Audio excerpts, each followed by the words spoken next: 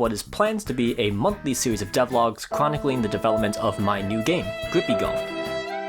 So, yeah, that didn't happen, sorry.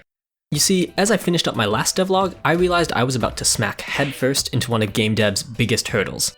It's a challenge that every indie dev faces at some point in their career. Some people take years to overcome it, and some never manage it at all.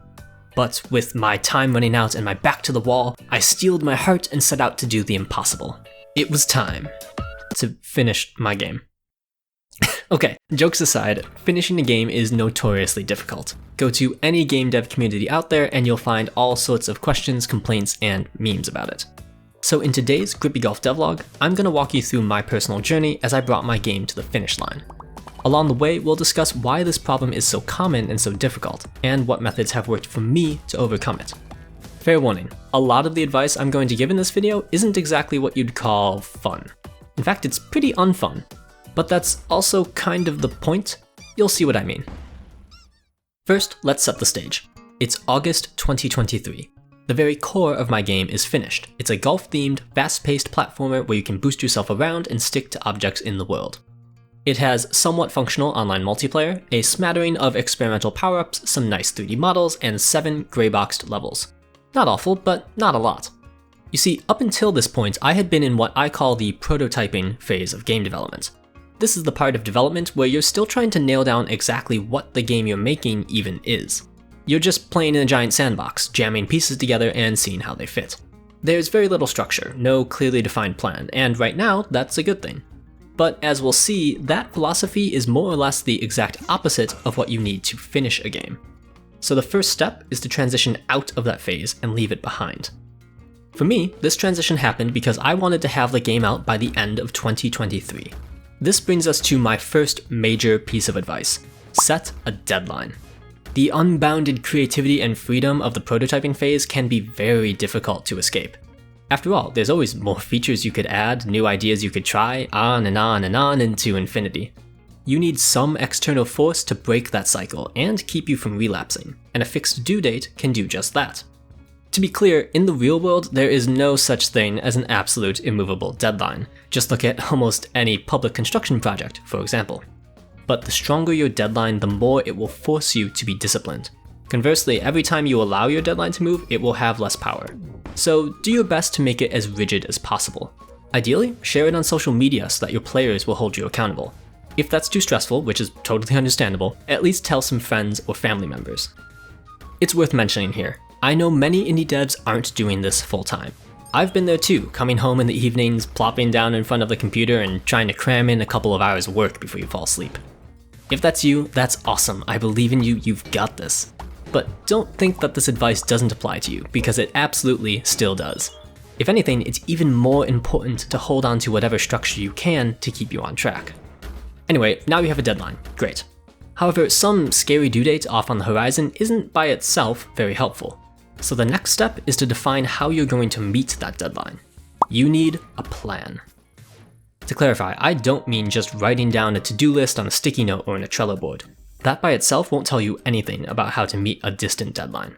No, your plan needs to have dates. It needs to have predictions for how long each task will take, and it needs to specify in what order those tasks will happen. Only then can you actually get an idea of how long it will take you to make the entire game.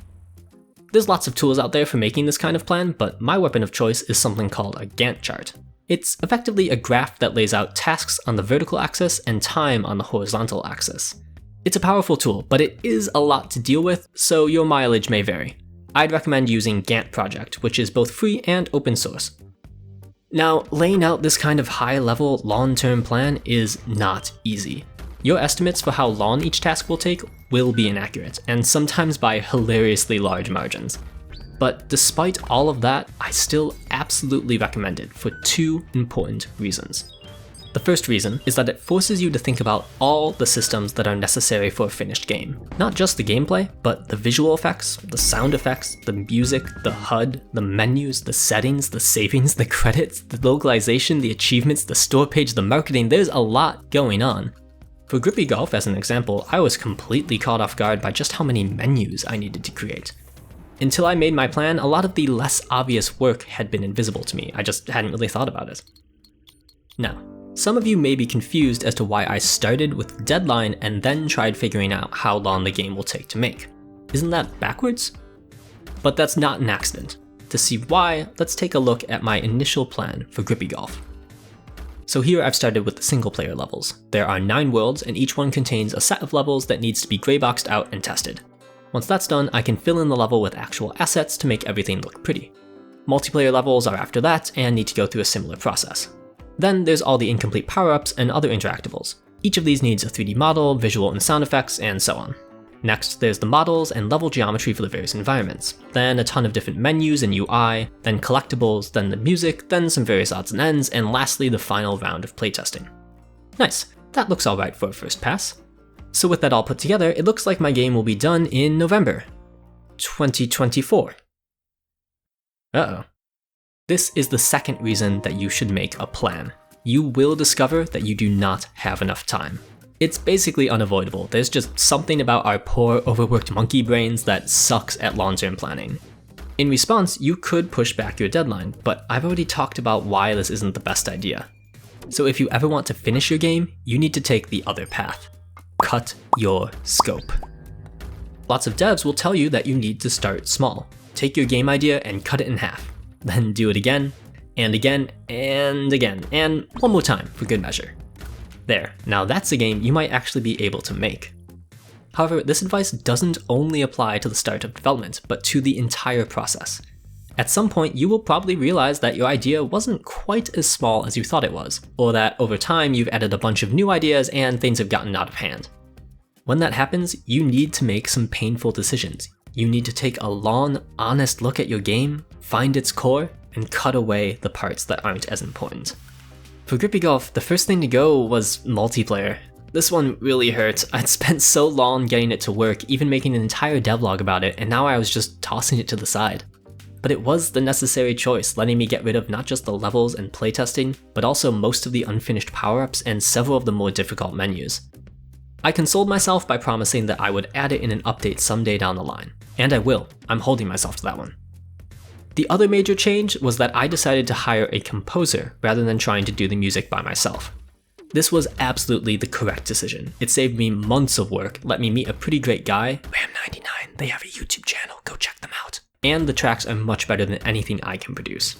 The trade-off, of course, is that you need to have money, but in this case it was well worth it. So now I've grit my teeth and cut out huge parts of my game. Did this sacrifice buy me enough time to finish everything by the end of 2023? Well, no.